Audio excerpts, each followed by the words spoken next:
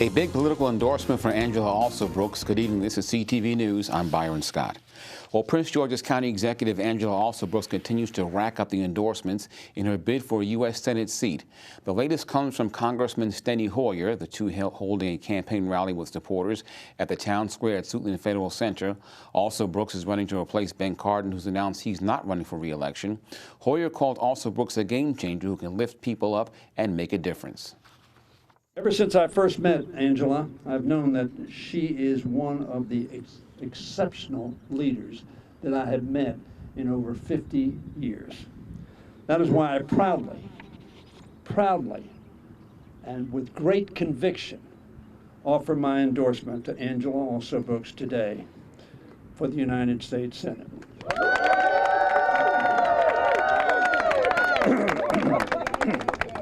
Angela will be a worthy successor to Ben Cardin, Paul Sarbanes, and yes, Barbara Mikulski. Alsobrooks faces Congressman David Trone and Montgomery County Council member Will Jawando in that race. Well, the House of Representatives passes the debt ceiling bill. The bipartisan vote came down 314 to 117 with more Democrats than Republicans voting for the Republican measure. CTV spoke with Congressman Glenn Ivey on the passage of the measure and what it means for Prince George's. If the national economy tanks and goes into a recession, not only does it hurt us locally, but really around the world, it would have had an impact. So I wanted to make sure we averted that kind of disaster. And also, though, we've got individuals in the county who get Social Security benefits payments, veterans benefits payments. Any kind of payment from the government was potentially put at risk. The impact it would have caused on interest rates, on people trying to buy a house right now or a car, would have seen interest rates jump through the roof. So we want to make sure we averted those sorts of impacts. The bill now goes before the Senate with the debt limit deadline just days away. Well, two organizations are working to keep restaurant workers in Prince George's. One Fair Wage and Raise High Road Restaurants are offering $150,000 in grant money aimed at helping restaurants retain their workers. The organizations say restaurants in the county are losing large numbers of workers due to low pay. The grant would provide up to 30 restaurants with up to $7,500 each to help them compete and increase wages of tipped workers. And as part of that upheaval, Washington, D.C. voted to actually raise the minimum wage for all tipped workers from $5 to $16 an hour. So Maryland has already lost a ton of restaurant workers. Many more are going to leave as D.C. raises its wage to over 5 times what Maryland is paying tipped workers right now. And that is going to put small business restaurants in Maryland at a deep disadvantage. And so we are working with Capital One, which gave us $150,000 to give to small business, especially people of color-owned restaurants in Prince George's County, to help them go through a training program that will show them how to profitably raise wages to $15 an hour plus tips so that they can recruit and retain the staff they need. Well, the application deadline is June 10th. To apply, go to highroadsrestaurants.org. Winners will be announced on June 16th. Well, a teenager known as Baby K will have to stay behind bars. A judge this afternoon denied bail for the boy charged in connection with an assault on a Prince George's County school bus. The teen and 2 other juveniles are accused of attacking a student on a bus last month. During the attack, Baby K allegedly attempted to shoot a student multiple times, but the gun misfired. He's been charged with attempted murder. And you're watching CTV News. I'm Byron Scott. More news in just a bit. Stay tuned.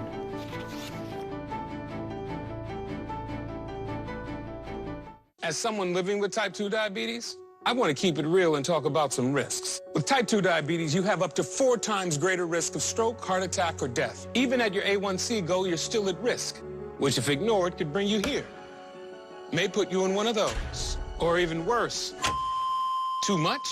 That's the point. Get real about your risks and do something about it. Talk to your healthcare provider about ways to lower your risk of stroke, heart attack, or death. Learn more at getrealaboutdiabetes.com.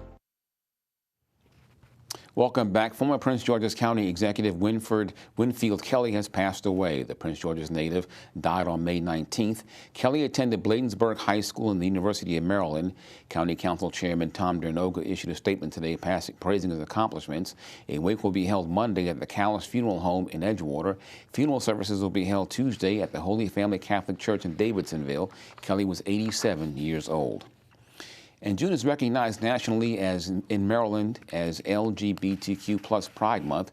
So in Montgomery County today, leaders gathered to kick off a month of celebrations. They held the 5th annual Pride Raising Ceremony in Rockville this afternoon, the occasion featuring a county bus wrapped with the Pride flag.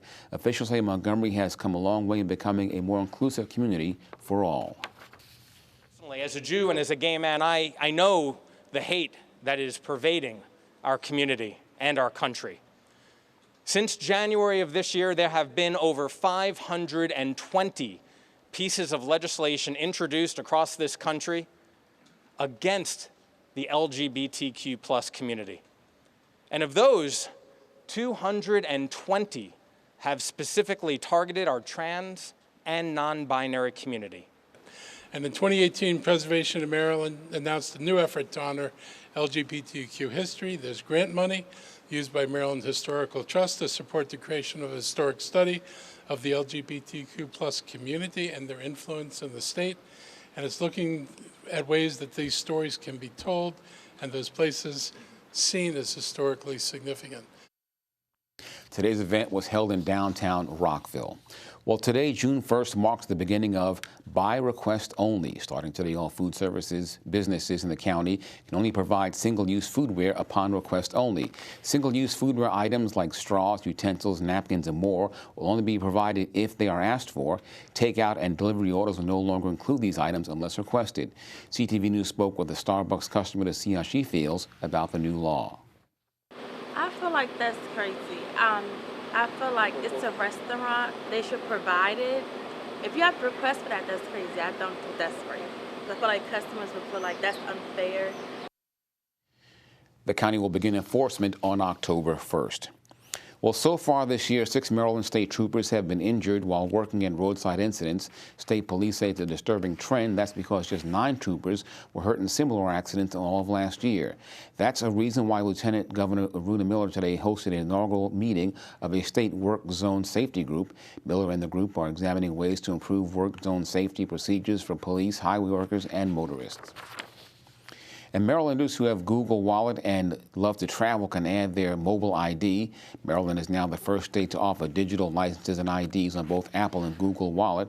The mobile ID is accepted at 25 TSA airport security checkpoints, including Reagan National and BWI Thurgood Marshall Airport. Google and Apple Wallet are the only 2 digital platforms available through the Motor Vehicle Administration.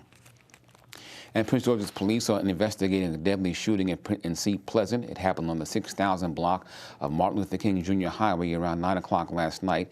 That's where they found 32-year-old Joe Washington of Brandywine suffering from gunshot wounds. The victim was taken to the hospital where he later died.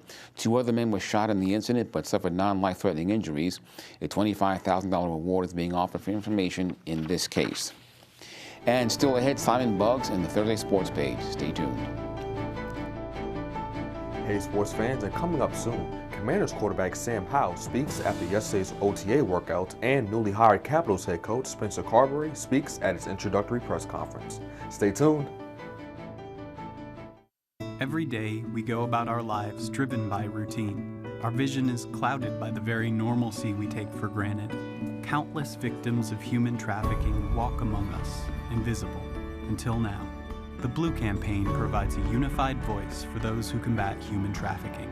Whether it's forced labor, domestic servitude, or the sex trade, it's time to open our eyes. Learn what you can do to help by visiting dhs.gov/bluecampaign. Welcome back. Charges filed against a freshman Maryland lawmaker have been downgraded. According to Maryland Matters Delegate Jeffrey Long, now faces second-degree assault and fourth-degree burglary charges. This all stems from an April incident when he allegedly threatened his aunt. Long represents parts of Prince George's County, Calvert counties. The trial set for August 18th. And we now know the name of the woman who was killed in that Upper Marlboro crash yesterday. The victim, 30-year-old Angelica Serpero of Bowie. According to investigators, Serpero was traveling south on Largo Road when she crossed the double yellow line and hit another vehicle head-on. 2 men in the other car were taken to the hospital for their injuries. The cause of the crash is still under investigation. A commencement season continues today with Charles Herbert Flowers High School. The graduation ceremony was held at the Xfinity Center this morning. The Jaguars wearing their green caps and gowns with pride as they entered the pavilion. C. Elizabeth Rigg and James Duckworth Regional Schools and Largo High School also held commencement ceremonies today. And the Scripps National Spelling Bee is down to 12 finalists, the two-day event being held at the Gaylord National Harbor. The quarterfinals were held yesterday morning and the semifinals last night. Finals will be taking place from tonight from 8 to 10. You can watch the Spelling Bee live on ION or stream it on the Spelling Bee website. Good luck, of course, to all of the finalists.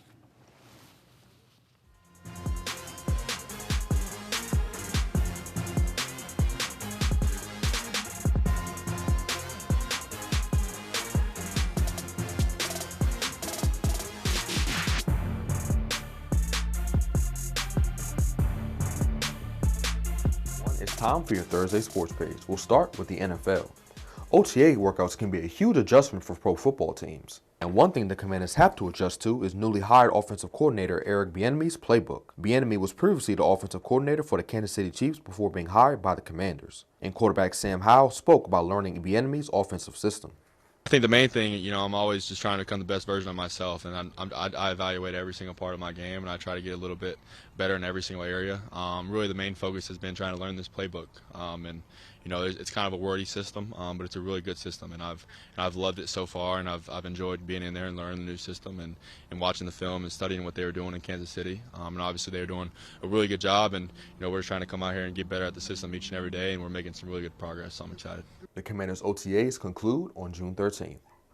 Switching to the NHL, Spencer Carberry, former assistant of the Toronto Maple Leafs, has been hired as the next head coach of the Washington Capitals. His introductory press conference was held today. Beyond excited to roll my sleeves up and get to work for this organization, this community, this fan base, and our players. And I'm going to put everything I've got into this organization and the community, the players. I'm going to do everything I possibly can to make this team a group on the ice that we can be proud of. Lastly, an NIL store for UMD athletes has officially opened for business. The store will sell merchandise for over 60 Terps athletes. It will also create unique core products, custom merch, and jerseys that will be added at a later date. And that is your Thursday sports page. Simon Buggs, CTV Sports. Let's get a quick check now on our weather forecast tonight. Mostly clear skies with a low near 59 degrees. Tomorrow, bright and sunny with a high around 90. Saturday, a slight chance of showers with a high near 82. And Sunday, partly sunny, showers, and a high around 74. And now for the community calendar, grab the family for a day of fun at Bowie Fest this Saturday. Join the residents of Bowie at Allen Pond Park for a day of fun, food, arts and crafts, and more. There'll be a headline performance from the fabulous Hubcaps and the Home and Health Expo. The event will take place from 11 to 6 in the evening. To find out more information, you can visit the Bowie Fest website on your screen. And that's our news for tonight. I'm Byron Scott. See you tomorrow. Good night.